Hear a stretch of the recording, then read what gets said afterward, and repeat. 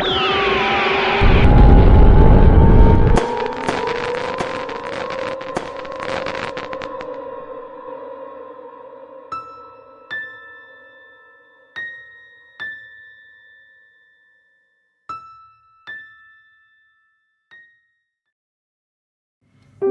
kedalaman hutan tropis yang lebat, di mana sinar matahari hanya berupa titik-titik cahaya yang menembus dedaunan lebat, hiduplah seekor lalat bernama si Peci.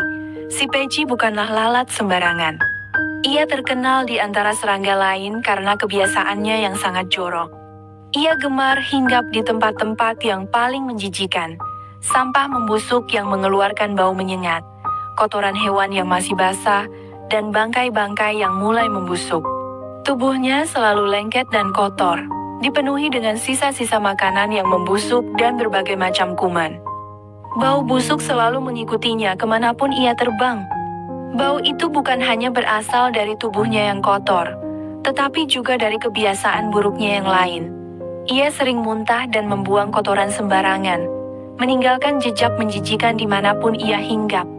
Ia bahkan akan memuntahkan cairan pencernaannya di atas makanan sebelum menghisapnya, membuat makanan tersebut semakin tidak menarik bagi serangga lain. Awalnya, si Peci tidak menyadari betapa menjijikannya dirinya. Ia merasa bebas dan ceria, terbang ke sana kemari tanpa mempedulikan kebersihan. Ia sering mencoba berteman dengan serangga lain, seperti kupu-kupu yang anggun dan lebah yang rajin, tetapi mereka selalu menjauh dengan jijik.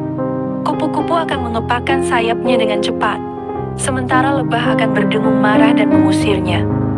Suatu hari, si Peci melihat pantulan dirinya di genangan air jernih.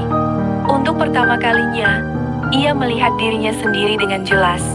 Tubuh yang kotor dan kusam, bulu yang lengket dan penuh dengan kotoran, dan mata yang tampak sayu dan tidak sehat.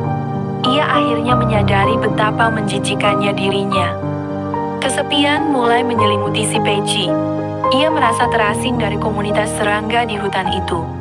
Ia mencoba membersihkan dirinya, tetapi kotoran yang menempel sudah terlalu membandel. Ia mencoba mengubah kebiasaannya, tetapi kebiasaan joroknya sudah mendarah daging. Kemudian, ia bertemu dengan seekor kumbang yang sangat bersih dan rapi.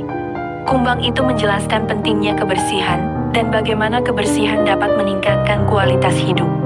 Kumbang itu juga mengajarkan si Peci cara membersihkan diri dengan benar dan memilih tempat hinggap yang lebih bersih. Perubahan tidak terjadi dalam semalam.